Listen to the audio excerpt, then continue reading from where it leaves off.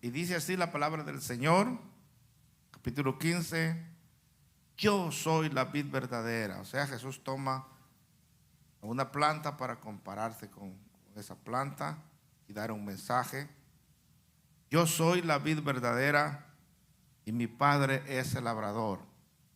De ahí que viene la palabra metáfora, la comparación. Todo pámpano que en mí no lleve fruto, lo quitará, y todo aquel que lleva fruto, lo limpiará, para que lleve más fruto. Mientras continuamos leyendo, al final, alguien busca en Google qué es una metáfora, para que me la diga por favor. Versículo 3. Ya vosotros estáis limpios por la palabra que os he hablado. Están limpios ustedes, ya aceptaron a Jesús como su Salvador personal. Él nos perdonó. Entonces permanezcan en mí, dice el Señor, y yo en vosotros. Así como el pámpano no puede llevar fruto por sí mismo, si no permanece en la vid, así tampoco vosotros, si no permanecéis en mí. Yo soy la vid verdadera. Los pámpanos son ustedes, vosotros los pámpanos, o nosotros. El que permanece en mí y yo en él, este lleva mucho fruto, dice el Señor, porque separado de mí, nada podéis hacer. El que en mí no permanece, escuche la palabra permanecer, como se menciona muchas veces en esta lectura. El que en mí no permanece será echado fuera como pámpano y se secará. Y lo recogen y los echan en el fuego y arden. O sea, basura se convierte el pámpano que no está en el Señor y se quema. Versículo 7. Otra vez permanecer. Si permanecéis en mí y mis palabras permanecen en vosotros, pedid todo lo que queréis y os será hecho. Qué lindo, ¿verdad? Y el 8, en esto he glorificado a mi Padre, en que llevéis mucho fruto. ¿Cómo he glorificado al Padre? Que llevemos mucho fruto, no solamente fruto, sino que mucho. Y seáis así mis discípulos. Pueden sentarse. ¿Qué es metáfora?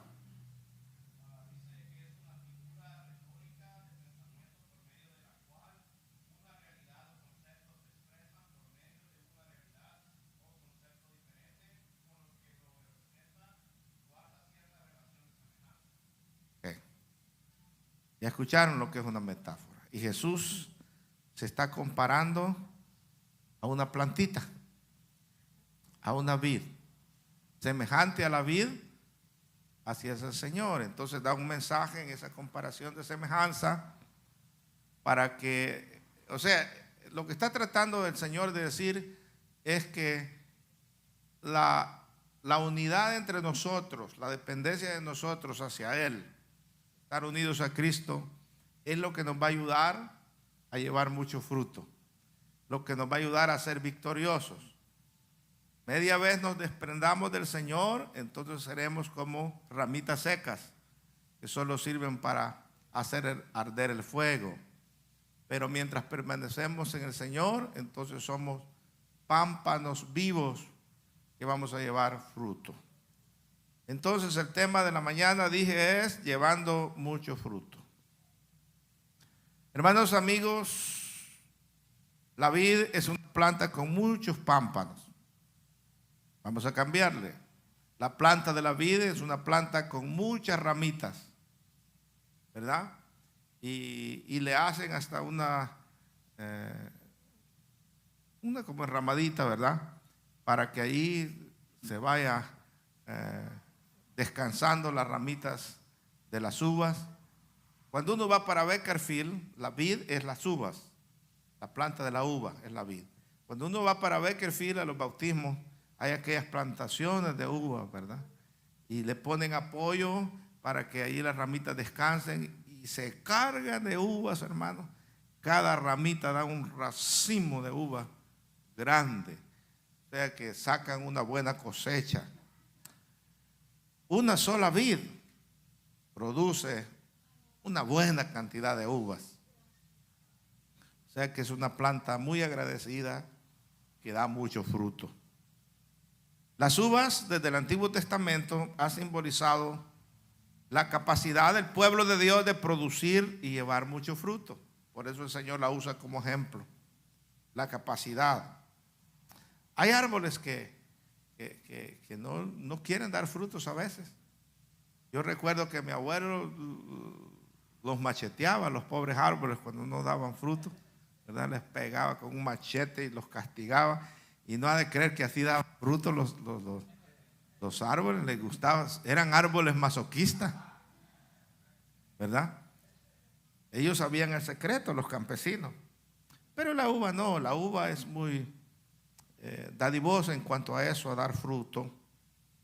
Y por eso es que siempre se ha usado como un símbolo del pueblo de Dios. Y Dios no creó a los árboles para que fueran estériles, Dios los creó para que llevaran alguna clase de producción, de fruto, de bendición para los seres humanos. Así Dios a nosotros nos creó también para llevar fruto. Dios no nos hizo a nosotros nomás para que ocupáramos un espacio, para que viniéramos a estorbar a la tierra, ¿verdad? A respirar el aire que otros necesitan, el oxígeno. Dios no nos trajo aquí nomás para hacer un bulto. Dios nos trajo con un propósito. Y ese propósito de Dios cumplido en nosotros se llama fruto. Amén. Así lo pone el Señor, como el fruto que vamos a dar. Algunos dan malos frutos, ¿verdad? Vienen a esta tierra y solo a dar malos frutos. Pero Dios nos ha llamado a nosotros los cristianos para dar buenos frutos. Y este buen fruto te puede llevar mucho más todavía, muy abundante, cuando estamos unidos a nuestro Señor Jesucristo. La razón es porque Él es el que nos alimenta y el que nos nutre, ¿verdad? Él es la planta, la savia se alimenta de la tierra, la planta, y aquella savia corre por el árbol hasta que llegara a las ramitas, y esa planta es Jesús. Amén. Nosotros somos las ramitas nada más, y de Él recibimos nuestra nutrición, nuestro alimento. El único requisito en nosotros para llevar fruto, lo dice la metáfora, es permanecer en la vid. Ese es el requisito para llevar fruto. Y mientras estemos unidos a la vid que es Jesús, algún fruto vamos a llevar, algún fruto vamos a dar. Vamos a dar frutos de bendición. Ya dije que Dios nos creó a todos nosotros para llevar fruto. Y también dije que el fruto de los que no son de Dios es malo muchas veces. Allá en el Salmo 1 habla de eso. Ustedes saben el Salmo 1. Bienaventurado el varón que no anduvo en camino de pecadores ni en consejo de malos, no anduvo allá en la perdición. Será como árbol plantado junto a corrientes de agua. ¿Y qué dice? Da su fruto a su tiempo y su hoja no cae. Ahora, pero después de eso viene el contraste. Dice, no así los malos, que son como el tamo que arrebata el viento. O sea, el tamo es una basurita seca, que el viento lo arrebata. Y hermanos, allá en Mateo capítulo 7, versículos 16 al 17 dice, por sus frutos los conoceréis. O sea, de que el fruto que Dios quiere que demos es nuestra actitud, nuestro trabajo, nuestra manera de ser, y por esos frutos que vamos a ser conocidos. Dependiendo del fruto que nosotros demos, dirán, este es un hombre bueno, esta es una mujer buena. Y el fruto que dé el hombre malo, van a decir, este es un hombre malo, dependiendo lo que hace y lo que produce. Por sus frutos los conoceréis, Mateo 7:16. Y agrega el Señor en el 17: ¿acaso se recogen uvas de los espinos o higos de los abrojos? Así todo buen árbol da buenos frutos, pero el árbol malo da malos frutos. ¿Qué clase de árbol somos nosotros? No queremos ser un árbol de espinas, ¿verdad? Aleluya. ¿Cómo se llamaba un árbol que tenía una espina grandota y así una plantita que se hallaba en el campo? Huiscanal, exactamente, así se llamaba. Y esa espina era grande, hermano, y uno meterse una espina de esas, doble era de dos así, ¿verdad? Las espinas que tenía el huiscanal. Y yo creo que ni fruto daba, ¿verdad, hermano? Solo para que se posaran las hormigas ahí en el huiscanal. Pero nosotros no somos huiscanal. Nosotros somos parte de una vid. Amén. Así nos compara el Señor, de una vid. Ahora, el fruto de los que no son de Dios es malo. Número 2, la unión nuestra con Cristo exige que nosotros produzcamos frutos abundantes. No puede estar sin fruto alguien que está unido a Cristo. Amén. Pues la uva fue criada para eso, para producir fruto. Y entonces los que estamos unidos a Cristo de alguna manera tenemos que llevar fruto. Y no solamente fruto, sino que abundantes frutos, es lo que dice la metáfora. Mucho fruto llevamos. Por todos lados dejamos bendición y nos sigue la bendición también. De manera que Dios no quiere a cristianos sin fruto. Hermano, una vez fue a buscar fruto en una higuera. Y mire que no era ni tiempo de higos. Y él fue a buscar fruto y no halló ni una. Entonces le dijo a la higuera: nunca más, ¿verdad?, haya fruto en ti, sino que te vas a secar. Y otro día, cuando pasaron los discípulos por ahí, le dijeron: Señor, la higuera que maldijiste se secó. Porque ¿para qué inutiliza la tierra, verdad?, si no va a llevar fruto. Ahora, Mateo 25, 29 al 30 dice que al que tiene le será dado. Ahí es la parábola de los talentos. Y tendrá más, dice el Señor. Y al que no tiene, aún lo que tiene le será quitado. Y al siervo inútil dirá: echadlo en las tinieblas de afuera, y allí será el lloro y el crujir de dientes. Mire, hermano, estas son palabras del Señor. Recuerdo a la hermana Marisela, Dios la bendiga, todavía no se ha muerto, ya de estar bien ancianita. Era una sierva de la iglesia y no sabía leer ni escribir ella. Una sierva amada donde yo crecí. Y ella se memorizó este texto de memoria, lo hizo de memoria, pero ella no decía: allí será el lloro y el crujir de dientes. Ella decía: allí será el lloro y el pelar de dientes, decía.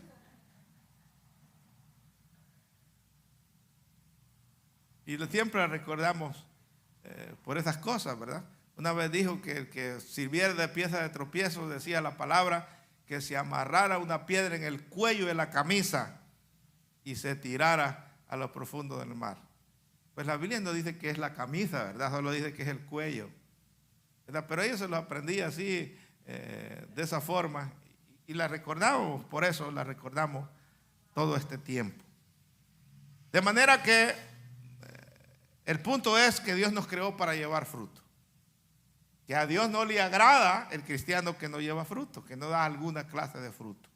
El cristiano estéril no le agrada al Señor. Jesús, ya dijimos, es la vid verdadera y es una vid genuina. Es una vid que nos bendice. Es una vid que nos da, hermano, alimento cada día. Es una vid el cual nos da todo para que podamos llevar fruto. Israel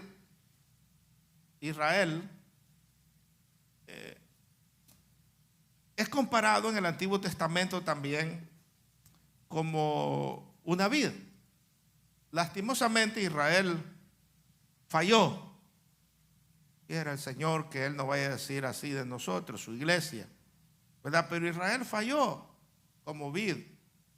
Y allá en Isaías, capítulo 5, versículo 1 al 7, lo voy a leer, dice así, de esta manera: ahora cantaré por mi amado el cantar de mi amado a su viña. Tenía mi amado una viña, es una plantación de uvas, eso se llama viña. Tenía mi amado una viña en una ladera fértil. La había cercado y despedregado y plantado de vides escogidas. Había edificado en medio de ella una torre. Dicen que hay una clase de uvas que da mejor vino. Y esta viña la había plantado el Señor con plantas escogidas de la mejor clase de uva. Había edificado en medio de ella una torre y hecho también en ella un lagar. El lagar es donde se pisa, se machuca la uva para que salga el líquido, el vino, ¿verdad? El jugo de la uva. Después lo dejan fermentar y se convierte en vino. Había hecho también en medio de ella un lagar y esperaba que diese uvas, que se cargara de uvas, así como suele hacerlo la uva. Y aquella viña echó uvas. Lo malo es que echó uvas agrias. Aquí el texto dice, capítulo 5, versículo 2, y dio uvas silvestres. La uva silvestre es una uva agria que no servía ni para comer y mucho menos para hacer vino. Es más, dañaba los dientes. Gracias a Dios que yo no como uva silvestre, ¿verdad? Pero como hueso y me quebré un diente ayer, casi todo total, mordiendo un hueso de pollo. Aleluya. Y bueno, voy a tener que ir al dentista por andar comiendo huesos, ¿verdad? Versículo 3 dice así. Y lo peor que fue el de enfrente. Ya ni reír me quiero. Versículo 3. Ahora pues, vecinos de Jerusalén, dice el Señor, y varones de Judá, juzgad ahora entre mí y mi viña. Es el mensaje que está dando el Señor. ¿Qué más se podía hacer a mi viña que yo no haya hecho en ella? ¿Cómo que esperaba yo que diese uvas y me llevé la sorpresa que dio uvas silvestres? Eso no puede ser, dice el Señor. Y ahora el Señor, con tristeza, dice en el versículo 5, os mostraré pues ahora lo que haré yo a mi viña. Le quitaré su vallado y será consumida. Aportillaré su cerca y será hollada. Haré que quede desierta, no será podada ni cavada. Y crecerán el cardo y los espinos. Y aún a las nubes mandaré que no derrame lluvia sobre ella. Ciertamente, versículo 7, la viña de Jehová de los ejércitos es la casa de Israel, y los hombres de Judá, planta deliciosa suya. Esperaba juicio y aquí vileza. Esperaba justicia y aquí clamor. Todo lo contrario de lo que el Señor esperaba fue el fruto que dio la viña, que era el pueblo de Israel. Hermano, Dios espera de nosotros fruto. Amén. Si Él nos bendice, es para que demos fruto. Si Él nos da, si Él nos cuida, si Él nos poda, si Él está atento, si Él ha puesto un vallado alrededor de nosotros para que el diablo no nos destruya, es porque el Señor espera fruto de nosotros. Imagínese el corazón de Dios cuando en lugar de dar uvas, damos uvas silvestres, uvas buenas? En lugar de dar fruto bueno, damos fruto malo. El corazón de Dios, imagínenselo. Ahora, el texto que leímos dice: yo soy la vid verdadera y mi Padre es el labrador. Por si fuera poco, Jesús se compara con la vid, nosotros unidos a Él, y Dios mismo se encarga a nosotros de cuidarnos, de podarnos, de abonarnos, de estar al cuidado de nosotros. Él es el labrador, dice ahí. 1 Corintios capítulo 3, versículo 9, dice Pablo: porque nosotros somos colaboradores de Dios, y vosotros, refiriéndose a la iglesia, ustedes son labranza de Dios, son edificio de Dios. Como con la viña de Isaías, así trabaja Dios con nosotros, la iglesia. Él, a través de su palabra, poda la vid, arrancando lo malo que nos impide dar frutos. Cada mensaje de su palabra nos ayuda a nosotros a ser podados, a quitar lo malo que hay en nosotros para poder llevar fruto. Como esas ramas secas que ya no sirven para nada, que están listas para el fuego, el podador, el labrador va y las quita, ¿verdad? Aquellas ramitas que considera que solamente están chupando la savia de la planta, también la quita para que las otras ramitas puedan llevar fruto. Nosotros los cristianos somos esas ramitas, esos pámpanos que llevan mucho fruto porque Jesús nos alimenta. Bendito sea el nombre del Señor. Él es el que nos bendice. Hermano, no podemos dar fruto por nosotros mismos. La única forma que podemos ser serviciales, ser de bendición para otros, es mediante la bendición que Jesús nos da a nosotros. En el nombre del Señor es la única forma, o por decir, la mejor forma. Aunque ahí la Biblia dice que es la única, pues cortantemente dice: sin mí nada podéis hacer. ¿Qué clase de frutos quiere el Señor que demos? Bueno, hay diferentes frutos que podamos dar en la palabra de Dios, o que debemos dar. Voy a mencionar algunos nada más. Y el número uno, el primer fruto que el Señor quiere que demos es el arrepentimiento. Que vengamos genuinamente arrepentidos, y eso lo hicimos ya los que somos cristianos. Venimos arrepentidos a los pies del Señor. Es el primer fruto que el Señor espera del ser humano, el arrepentimiento genuino. Que vengamos a pedir perdón por nuestros pecados. No todas las personas tienen la capacidad de caminar a un altar en medio de una iglesia llena que lo están viendo, ¿no? Caminar a un altar y venir ante el Señor y decir al Señor: perdóname, reconozco que soy pecador. La mayoría de personas piensan que no es tan pecador como para venir al Señor, o que no necesita venir al Señor, que no es tan malo como para arrepentirse. Se necesita valor para hacer eso. Y usted ve que somos la minoría que hemos venido arrepentidos a los pies del Señor. Pero el mensaje del Señor es este: Mateo capítulo 3, versículo 8. Haced pues frutos dignos de arrepentimiento. Es el mensaje del Señor. Haced frutos dignos de arrepentimiento. Era el mensaje que Juan el Bautista predicaba. Haced pues frutos dignos de arrepentimiento. Ese es el primer fruto que el Señor quiere que demos. El segundo fruto, ya siendo cristianos, amén, ya siendo cristianos, es la santificación. Es necesario que ya estando dentro de la iglesia busquemos la santidad. Amén. Esto es un fruto que debemos dar como cristianos. Romanos capítulo 6, versículo 22 dice: mas ahora que habéis sido libertados del pecado y hechos siervos de Dios, nosotros somos ya salvos, el Señor nos ha perdonado, hemos sido libertados del pecado, somos siervos de Dios. Tenéis por vuestro fruto la santificación y como fin la vida eterna.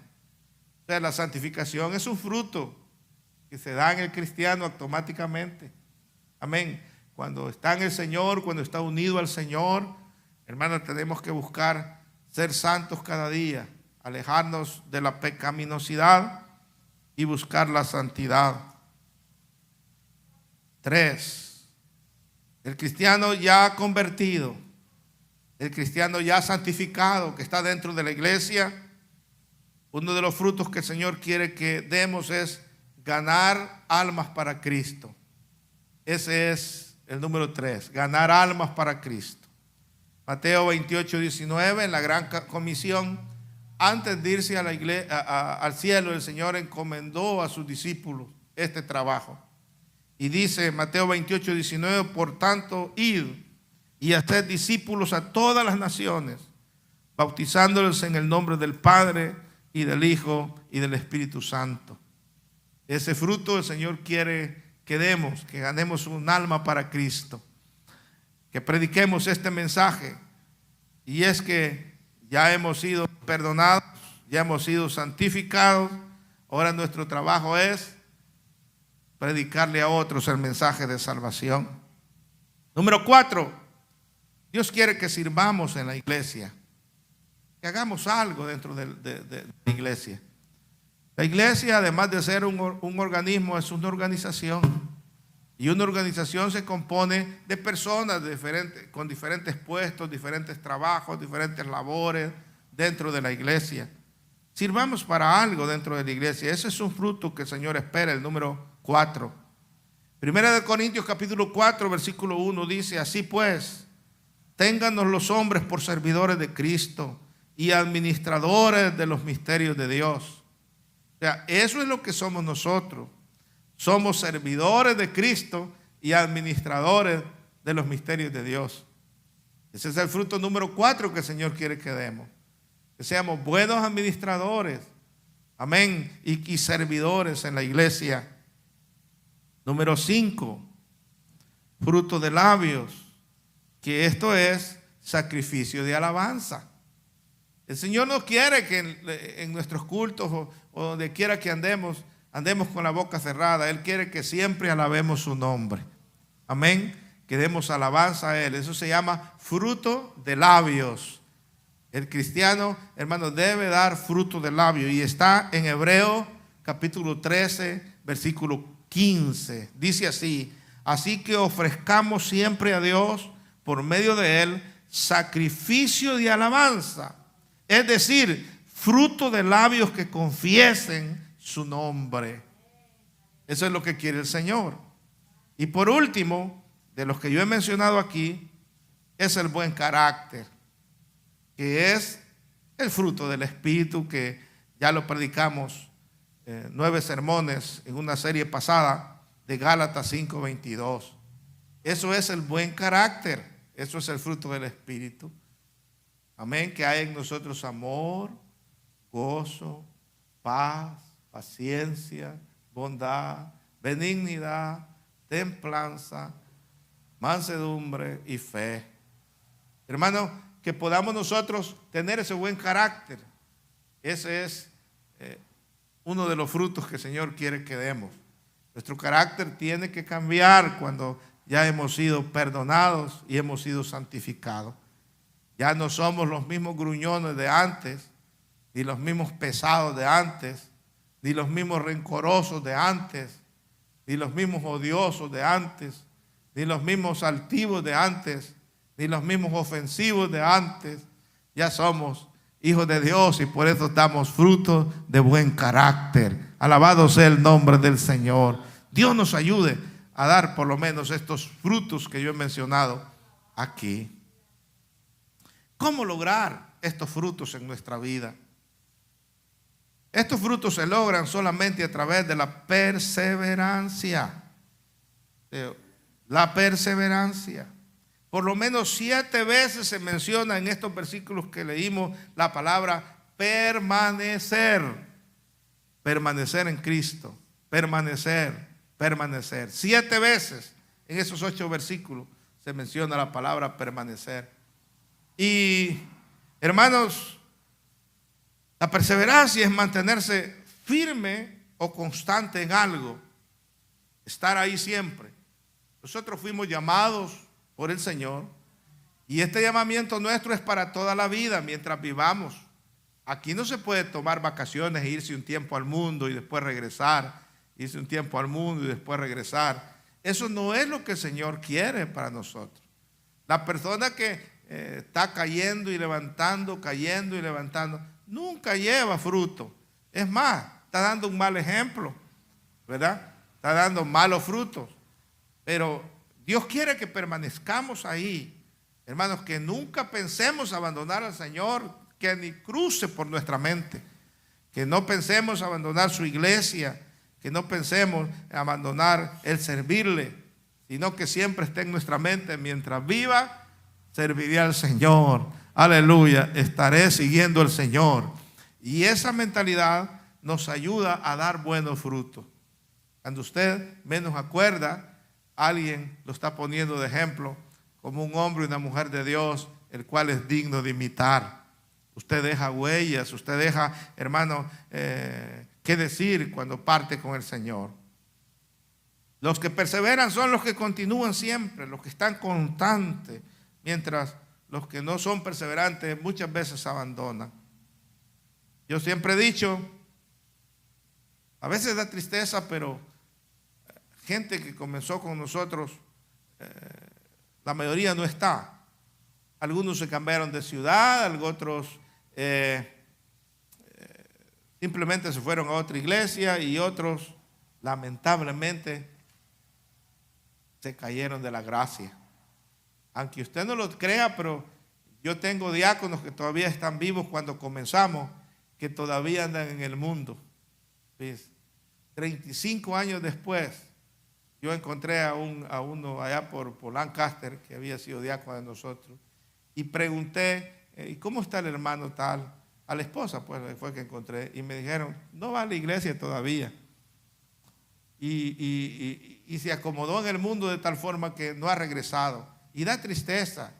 Y oramos por él y lo recordamos para que vuelva al Señor, aunque sea en otra iglesia, pero que no abandone al Señor. Imagínense. Y así pudieran mencionar mucha gente que ha dejado al Señor, lamentablemente, hermano. Jóvenes que crecieron en la banca de la iglesia, hermano, nacieron en el seno de la iglesia y crecieron en las aulas de escuela dominical y andan en el mundo. Eso da tristeza. Amén. El Señor quiere que nosotros,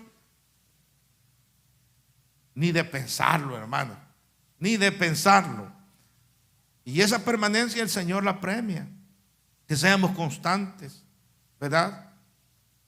Para llevar frutos necesitamos ser persistentes. Necesitamos estar pegados siempre de Cristo. La victoria no es para los que comienzan, señores, sino para los que terminan. Los que llegan hasta el final unidos a Cristo. Para ellos es la victoria. Saulo de Tarso se convirtió al Señor y se convirtió, como dicen en México, de a de veras, ¿verdad? De todo corazón. Y mire que desde que se convirtió comenzó a recibir prueba dura, comenzó a recibir de todo. El camino no fue fácil para él, pero él se entregó de corazón, tuvo un encuentro con el Señor tremendo. Y ya cuando iba a morirse, le escribe a su hijo en la fe, Timoteo. Le dice: Timoteo, a mí ya me van a cortar la cabeza porque él murió como mártir. Con una espada le cortaron la cabeza y el verdugo pues ya estaba listo, el que lo iba a quitar la cabeza. Nerón creo que fue el que ordenó la muerte del apóstol Pablo, el emperador Nerón. Y Pablo le escribió a Timoteo antes de morirse, le dice: Timoteo, a mí me van a matar, pero tú sigues vivo. Vas a seguir vivo y mientras siga vivo, Timoteo, predica la palabra. Predica la palabra a tiempo, afuera de tiempo. Exhorta, reprende, sirve al Señor, haz obra de evangelista. Cumple tu ministerio, cumple el llamado para lo que Dios te ha llamado, cumple el propósito de Dios. Ves que yo ya estoy para ser sacrificado, pero una cosa sí dice Pablo: he peleado la buena batalla, Timoteo, y he guardado la fe. Por lo demás me está esperando una corona de gloria que Jesús tiene preparada para mí. La corona de vida, el cual tiene preparado no solamente para mí, sino para todos aquellos que aman su venida. Pablo murió en victoria, hermano. Nada para ir para atrás. Incluso murió aconsejando a Timoteo: sigue tú la obra, predica, es obra de evangelista, haz el trabajo para el que el Señor te ha llamado. La persistencia me hace pensar a mí que es una decisión. Les voy a decir por qué. Porque en el libro de Mateo 24:13 hay un texto que dice: y el que persevere hasta el fin, este será salvo. Entonces, es como que nos está tirando a nosotros la fuerza, el deseo o la responsabilidad de permanecer. Algo tenemos que poner nosotros. A mí me gusta pensar que es el Señor que nos tiene en el hueco de su mano y que nadie nos va a arrebatar de ahí. Y es un texto válido también, porque eso es saludable, pensar así. El Señor me tiene en su mano, nadie podrá arrebatarme de ahí. Pero el que piensa así es alguien que está decidido a ser un cristiano siempre, hasta que se muera o hasta que el Señor venga. Pero ese texto el Señor me da a entender como que yo tengo que poner algo de mi parte también. Esforzarme, hermano, para estar siempre unido al Señor. La perseverancia produce vencedores, gente victoriosa, gente triunfal, gente triunfante, gente, hermanos, aleluya, que crece en el Señor. Y mire que Dios tiene recompensas para los vencedores. Dios no se queda con nada, Él tiene recompensas. Yo escribí algunas recompensas nada más, y para eso tomé el libro de Apocalipsis, capítulo 3, cuando el Señor le dice a Juan que le escriba unas cartas a las iglesias de Asia Menor de aquel entonces, y el Señor ahí le está reprochando algunas cosas a la mayoría de las iglesias, pero también las halaga por algunas cosas buenas que todavía tienen. Y también les exhorta a que dejen de hacer las cosas malas y que procuren hacer las cosas buenas, que cambien su manera de ser. Es un mensaje, amén, de reprensión, es un mensaje también de consuelo, pero es un mensaje para que ellos cambien su manera de ser. Y allí en el capítulo 3 de Apocalipsis, yo anoté aquí por lo menos 3 versículos de 3 iglesias. A la iglesia de Sardis, por ejemplo, a la iglesia de Sardis le dice: el que venciere, capítulo 3, versículo 5 de Apocalipsis, el que venciere será vestido de vestiduras blancas, y no borraré su nombre del libro de la vida, y confesaré su nombre delante de mi Padre y de sus ángeles, los vencedores. Dije que solo los que permanecen en Cristo son vencedores, alcanzan victoria. Y al hombre y la mujer que permanecen en el Señor y se convierten en un vencedor, Dios lo bendice, Dios le da recompensas. Por eso anoté esta recompensa prometida a la iglesia de Sardis. Luego, en el versículo 12, un mensaje a la iglesia de Filadelfia. Y en el mensaje que se le da a la iglesia de Filadelfia, le dice el Señor la recompensa para los vencedores. Mire lo que le dice: al que venciere, yo lo haré columna en el templo de mi Dios, y nunca más saldrá de allí, y escribiré sobre él el nombre de mi Dios y el nombre de la ciudad de mi Dios y la nueva Jerusalén, la cual desciende del cielo de mi Dios, y mi nombre nuevo. Después le manda un mensaje a la iglesia de la Odisea, que podríamos decir era la iglesia más flojita de todas, más tibia de todas. El Señor le llama: ustedes son tibios, así es que tienen o que calentarse o enfríense de una vez, ¿verdad? Pero no estén con un pie adentro y otro afuera. Era una iglesia que tenía mucho dinero, la iglesia de la Odisea. Y ellos decían: yo soy rico, hombre, usamos perfumes buenos y no tenemos necesidad. Y el Señor los exhorta, ¿verdad? Le dice: ustedes los que son desventurados y ciegos, miserables. Eso le dice en el versículo 17, no lo estoy diciendo yo. Mira el 17, dice, porque tú dices, yo soy rico y me he enriquecido y de ninguna cosa tengo necesidad, y no sabes que tú eres un desventurado, miserable, pobre, ciego y desnudo. Por tanto, yo te aconsejo que de mí compres oro refinado en fuego, para que seas rico, y vestiduras blancas para vestirte, para que no se descubra tu desnudez y tu vergüenza, y unge tus ojos con colirio para que veas. Y un mensaje que el Señor les está dando, ¿no? Pero al final de este mensaje, versículo 21, el Señor le da la promesa para el vencedor. Dice, al que venciere, le daré que se siente conmigo en mi trono, así como yo he vencido y me he sentado con mi Padre en su trono. Dios no se queda con nada. Dios al hombre y la mujer que da frutos abundantes, Dios lo considera un vencedor, y Dios tiene promesas grandes para los vencedores. Que Dios nos ayude a nosotros a llegar en victoria hasta el final.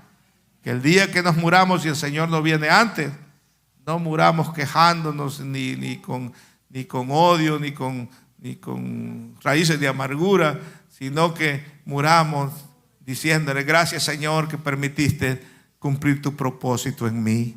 Así sea. Hermanos míos, estos versículos que yo les leí nos dan la alusión de que uno toma la decisión de ser vencedor por medio de la perseverancia. Ahí dice, al que venciere. No todos entonces van a ser vencedores, sino que solamente aquel que toma la decisión por medio de la perseverancia de seguir a Cristo de cerca. Voy a terminar diciéndoles algunos ejemplos de perseverancia, que hay tantos en la Biblia, pero yo tomé nada más a 4.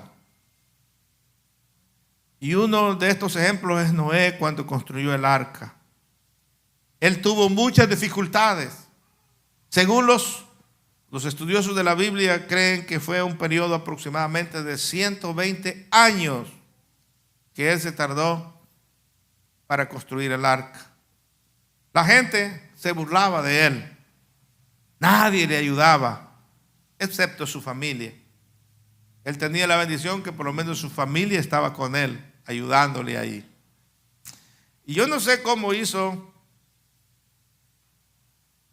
aquel hombre para construir aquella barca grande, porque el arca, hay que ir mencionando, es el arca del pacto que está más adelante, ¿verdad? Que Dios le dijo a Moisés que hiciera. Esta arca aquí era un barco gigante, como un transatlántico de nuestro tiempo, ¿verdad? Un barco gigante. Y en ese barco iba a meter muchos animales. Mi papá trabajó vendiendo madera para barcos en unas compañías pesqueras en el puerto del Triunfo. Yo estaba un poco pequeño todavía. Yo recuerdo que le llamaban quilla a una pieza de madera que los barcos eran como de aquí hasta la puerta, los barcos pesqueros. Y esa quilla era un cuadrito de madera, un cuadro de madera así, que era el centro del barco, como quien dice la columna vertebral. Era pesada así el cuadro. Entonces buscaban árboles, especialmente de copinol o de madera dura, que fueran rectecitos y altos y altos y altos, y ahí hacían el cuadro, un solo cuadro de cada árbol. Y la sacaban con tractor desde la montaña, recuerdo yo, con unas carretillas y garruchas, y después la subían a un tractor y la llevaban al barco. Era una quilla, así le llamaban. Pesado aquello. Después venían los que iban de lado. Tenían que buscar árboles que estuvieran un poco chuecos así, porque se cortaban así y eran los que iban así como las costillas del barco, ¿verdad? Al lado. De pura madera hacían aquellos barcos en ese entonces. Y yo digo, ¿cómo hizo Noé para traer toda esa madera para construir aquel barco de aquel entonces? Fue un trabajo enorme, hermano, no fue fácil. Pero él nunca se rindió. Él cumplió el propósito para lo que Dios lo había llamado. A veces la vida no es tan fácil. Hay dificultades para cumplir el propósito de Dios. A veces no es tan fácil. Pero al Señor le gusta La perseverancia, así como hizo Noé. Pues esa perseverancia que hizo que los animales entraran al barco. Y hasta esperó Noé al oso perezoso para que entrara, imagínense. Tuvo la paciencia y la perseverancia de esperar a la tortuga en su paso lenta para que llegara al barco y que no se quedara afuera. Aleluya. Eso fue lo que hizo que los animales entraran en el barco. La perseverancia, hermano, avanza por la fe y vence obstáculos, creyéndole a Dios que Él cumplirá sus promesas. Así camina el hombre y la mujer perseverante. Va creyendo siempre. Aleluya. Allí va para adelante creyendo que Dios hará el resto. Número 2 es Nehemías. Nehemías, cuando construye las murallas de Jerusalén. Hubo una conspiración en su contra, ya lo sabemos, los que hemos leído el libro. Primero con mentiras, segundo con burlas, tercero lo amenazaron con matarlo a Nehemías. Pero las murallas se lograron terminar por medio del poder de la perseverancia. No estaba fácil la cosa. Le llegaron a decir a Nehemías: métete allá en un lugar y esconde, más debajo de la casa de Dios, del lugar ahí, donde una esquinita que, amén, del santuario, ahí escóndete, porque vienen para matarte. Y al principio le dio miedo a Nehemías, pero él dijo: Dios me ha mandado a reconstruir estas murallas. Él estaba cautivo en Babilonia, desde allá tuvo que venir, amén, era el copero del rey, tuvo que venir a levantar las murallas que Dios le había ordenado. Y ahora dice, hombre, se queda pensando después y dice: ¿acaso un hombre como yo debe huir? Es la expresión que encontramos ahí en el libro de Nehemías. ¿Debe huir un hombre como yo? Y dijo: no, señores, un hombre como yo jamás huye, jamás se raja, como dijeran en México, jamás tira la toalla, jamás se corre. Yo no soy un cobarde. Los cobardes claudican y huyen, dejan la tarea a medio andar, pero Dios está conmigo. Tuvieron que trabajar con una mano pegando ladrillo y con otra mano con la espada en la mano. No llegaron, eran puros sombrerazos del diablo, ¿verdad? No llegaron, sino que los que querían eran amedrentar a Nehemías para que él dejara de hacer la obra del Señor. Hay tantas cosas que tratan de amedrentarnos a nosotros, pero perseveremos, hermanos, sigamos adelante. No le hagamos caso a esos sombrerazos del diablo.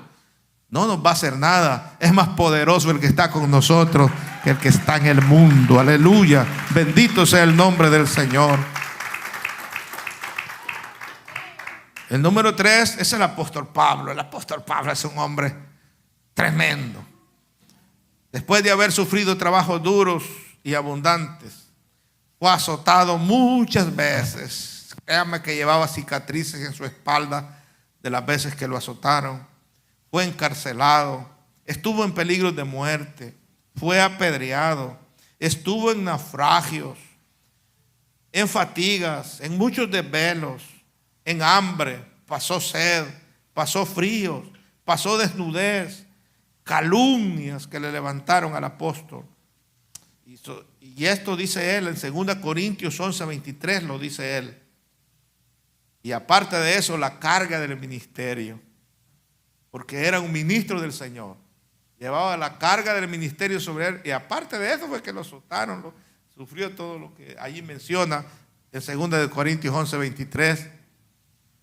Y sin embargo, le escribió a la misma iglesia, en la misma carta que les escribió, que él sufrió tanto, 2 Corintios 11:23.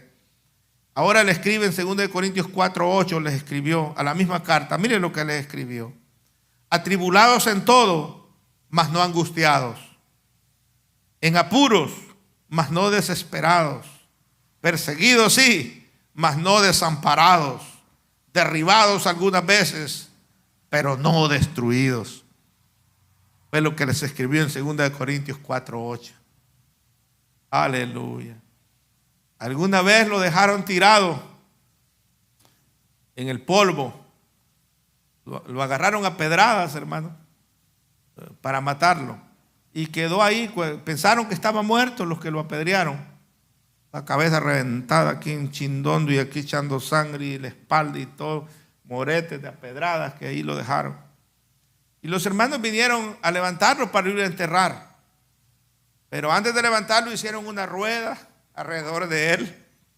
Aleluya. Y estaban clamando a Dios cuando en su sorpresa para ellos, Pablo se levantó y comenzó a limpiarse las heridas, a quitarse el polvo y dijo: muchachos, no es tiempo de claudicar, hay que seguir predicando. Aleluya.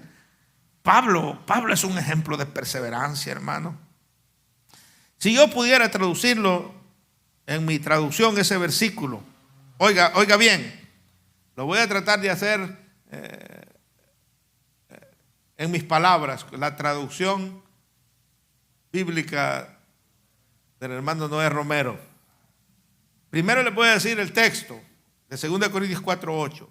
Atribulados en todos, mas no angustiados, en apuros, mas no desesperados, perseguidos, mas no desamparados, derribados, pero no destruidos.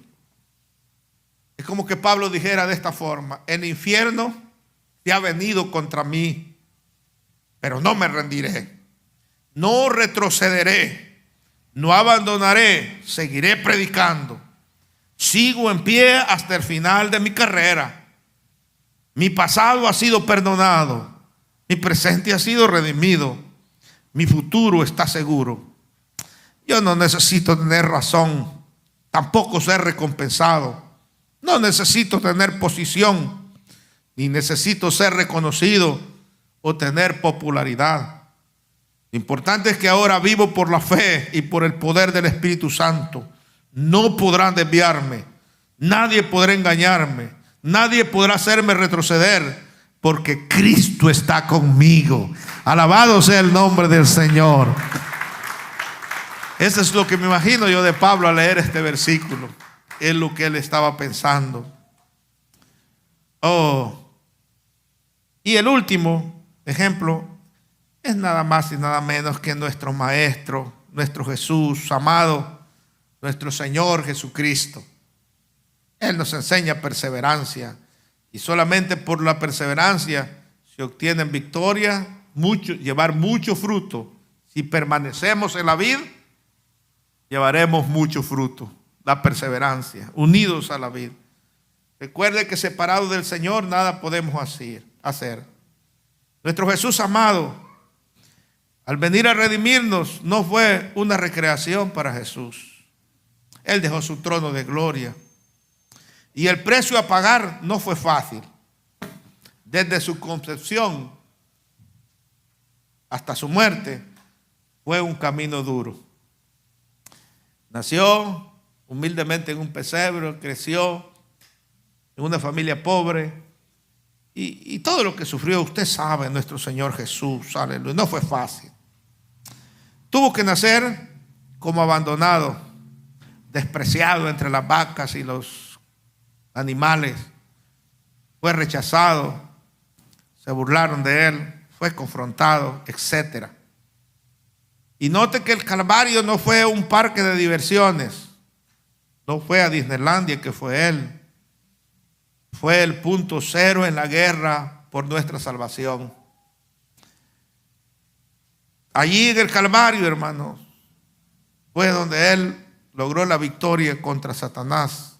Fue la marca suprema que Dios el Padre estableció para la perseverancia. Y mire que pudo dejar de hacer lo que el Señor lo había enviado a hacer. Pero no. Él decía: Señor, que no sea mi voluntad, sino la tuya. Como hombre deseó no pasar por ese gran sufrimiento, pero sabía que tenía que hacer la voluntad de Dios, perseverar hasta el final. Sabía que la copa, que el trago que iba a beber no era fácil, era algo duro, pero él decidió cumplir el propósito de su Padre. Tanto que Hebreos capítulo 12, versículo 2 dice: pongan los ojos a Jesús, iglesia, el actor y consumador de la fe, el cual por el gozo puesto delante de él sufrió la cruz, menospreciando el oprobio. En otras palabras, no le importó sufrir tanto. Y después se sentó a la diestra del trono de Dios. Oiga esto, del Señor Jesús decían que era un hijo ilegítimo, un bastardo. Así decían los judíos. De él decían, los religiosos más que todo lo llamaban hereje. Decían que era un borracho y que era un marginado. Así se expresaban del Señor. Otros religiosos decían que estaba endemoniado. El Estado lo llamó insurrecto, demasiado peligroso para seguir vivo. Por eso trataron de matarlo.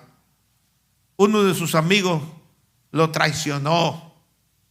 Fue sentenciado injustamente y maltratado hasta morir. Pero él nunca claudicó. Nunca dijo hasta aquí, nunca dijo me rindo. Hermanos míos, solo estando unidos a Cristo, permaneciendo en Él, llevaremos mucho fruto.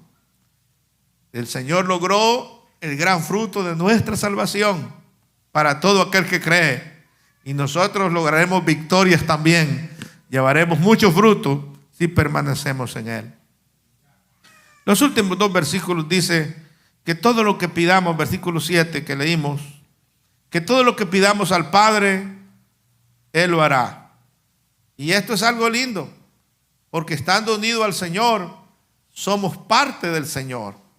Estamos unidos a Él. Alguna escritura dice que es nuestro hermano mayor. Entonces el Padre oirá todo lo que pidamos en su nombre, porque estamos unidos a Él. La eficacia de nuestra oración depende del fruto y el fruto depende de nuestra comunión con Cristo. Y el último versículo, versículo 8 dice que este fruto que nosotros vamos a dar tiene que ser para la gloria de Dios. ¿Ven? Para la gloria de Dios. Porque no podemos nosotros echarnos a nosotros mismos, sino que tiene que ser para la gloria de Dios. Les leo el versículo. En esto he glorificado a mi Padre, en que llevéis mucho fruto. O sea, nuestro fruto va a glorificar a Dios. Y todo lo que hagamos en palabra o en hecho sea para la gloria de Dios. Todo lo que actuemos sea para la gloria de Dios. Todo lo que digamos sea para la gloria de Dios. Y el Padre será glorificado en el trabajo que hagamos. Todo lo que somos y tenemos es por estar unidos a Cristo. Por eso debemos dar gloria a Él por todo. No estamos aquí porque seamos tan fuertes. Es porque Jesús nos da fortaleza. No estamos aquí porque de nuestra parte querramos ser santos, tan santos. No, nuestra carne nos domina siempre a lo malo, al pecado. Esta carne es como un imán para el pecado. Pero estamos aquí porque el Señor ha estado con nosotros y nos ha ayudado. Por lo tanto, debemos ser agradecidos y glorificarle siempre. No olvidemos que nosotros somos pámpanos que llevan fruto, porque estamos unidos a Jesús, la vid verdadera. El Padre nos disciplina, nos limpia, nos poda, para arrancar de nosotros cosas que pueden impedir en nuestra vida para que llevemos fruto. Hay cositas que no sirven. Y allí está el Padre por medio de su palabra, podándonos. De manera que el fruto está garantizado en nosotros. Solo hay una condición: que permanezcamos unidos a Cristo. Todos hemos sido llamados para dar fruto, pero solo hay una condición: no se aparte de Jesús.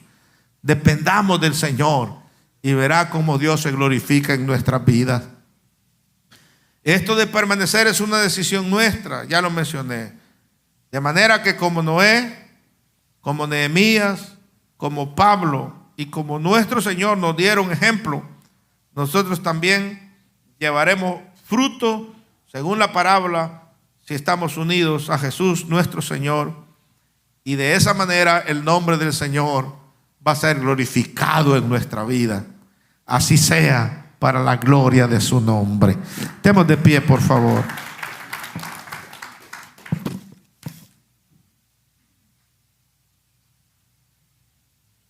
Yo Yo no sé si es que hay alguien que se ha apartado un poquito de la vid verdadera.